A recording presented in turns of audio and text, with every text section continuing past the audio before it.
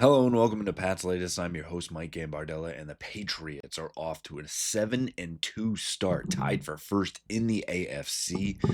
The improbable start continues. Big thanks to Mike Vrabel, which we'll get into. Drake Maye, bit of a down game in this one, backs up the statement we made earlier that he hasn't been playing as what he is in a sense. And we'll get into that along with injuries for both Christian Gonzalez and for Kayshon Boutte and what that could mean for the trade deadline coming up. Before we get into it, make sure you go down, subscribe for the channel. Big thanks to all of our subscribers so far. We've seen this channel really pick up, and we want to keep that steam rolling. Again, with the trade deadline, everything in a big matchup against the Tampa Bay Buccaneers coming up. Make sure you subscribe so you know exactly what's going on with your Pats. Make sure you give us that like and get in the comments. Let us know what you think of the victory, what the Patriots need to do to solidify their postseason run, and who they need to trade for.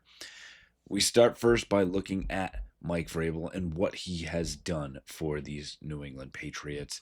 Again, 7-2, tied for first overall, first in the AFC East.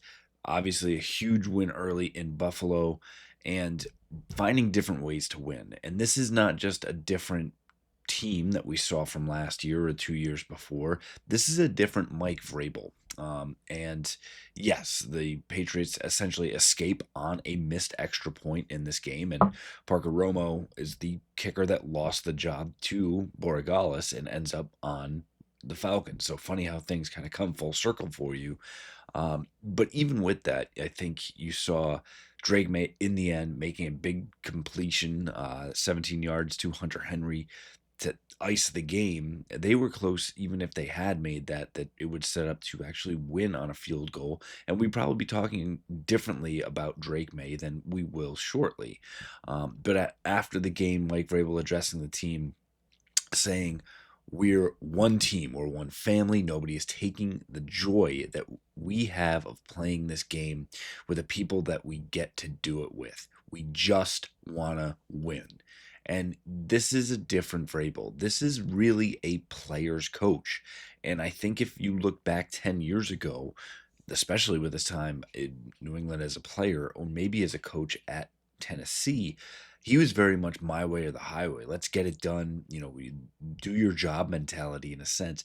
This is very much a guy who is empowering everyone, like Ramondre Stevenson through the fumbling issue, sticking with him, going over to Drake Maye when he makes mistakes and throws an interception, and that plays into, you know, I caught some flack a couple of weeks ago saying Drake Maye is not as good as what he's playing as, and through those last 4 weeks, he was setting records with Drew Brees and Peyton Manning and Aaron Rodgers and Tom Brady. And again, this is a second-year quarterback. He's going to have his ups and downs, and he showed that with 2 turnovers in this game against the Falcons, and one with a fumble and one with a bad interception where he sailed one, maybe a miscommunication on the same play, but in spite of those turnovers, Maye comes back and is able to make the plays down the stretch that proved to be the difference for the Patriots. And yes, that is Mike Vrabel instilling confidence and empowering Drake Maye to overcome issues. And that's what Mike Vrabel did up front, setting the tone as a player's coach when Ramondre Stevenson, and you'll see the memes everywhere, right? Right now it's anyone but Travion Henderson, run anybody, run Terrell Jennings, run, Ramondre Stevenson after he fumbles 6 more times. It is more about having faith in players, evaluating talent, and believing in them. And that's what Mike Vrabel did. That's what Drake Maye was able to do. And yes, he played better than he was in that stretch. He played probably at what his floor is in this game against the Falcons, right? It's a couple turnovers here. It's still going over 200 yards. It's decent completion percentage and making the clutch throws when he needs to, and using his legs as well. But Drake Maye even owned in the post-game press conference saying, "I've got to play better for this team down the road." And again, he's not talking about now. He's talking about the playoffs already, and that is another Mike Vrabel thing.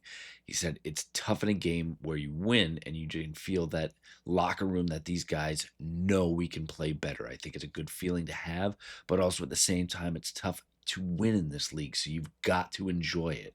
He went on to finish by saying, "There's so many things to learn from this game, and I'm just proud of this team. It doesn't matter if it's 24-23 or 3-2. Proud we got the win. And again, win's a win, especially in the NFL. 7-2 is big time different than talking 4-5 or 5-4. And because of that, we are talking about the Patriots in the playoff hunt. Now, with that, it becomes health, and we know that there's going to be a few big injuries throughout the season, and hopefully Christian Gonzalez is not one of those. Obviously, he missed the start with the right hamstring injury. Now he actually got knocked out in that game and was put into concussion protocol.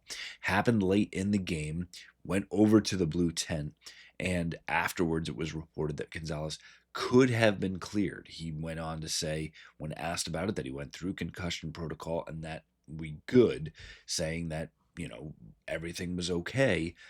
But again, this is a star player that you really rely on. The injuries start to pile up. The questions then go with them. Now, hopefully this does not become any type of issue. Hopefully he is indeed good. And it's also reported that while he did not re-enter the game after getting knocked back out, he could have, if he needed to, had Drake Maye not actually gone on to make that completion and end the game. So hopefully, again, all about nothing. But again, with the Patriots' depth at cornerback, seeing Woods get in there, don't be surprised if this plays again.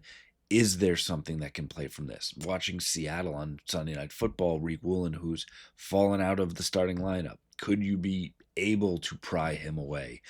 Again, there's a lot of ifs out there. I think go back and check out our episode 3 days ago to check out every single name on the trade block, and we will let you know which ones might actually happen.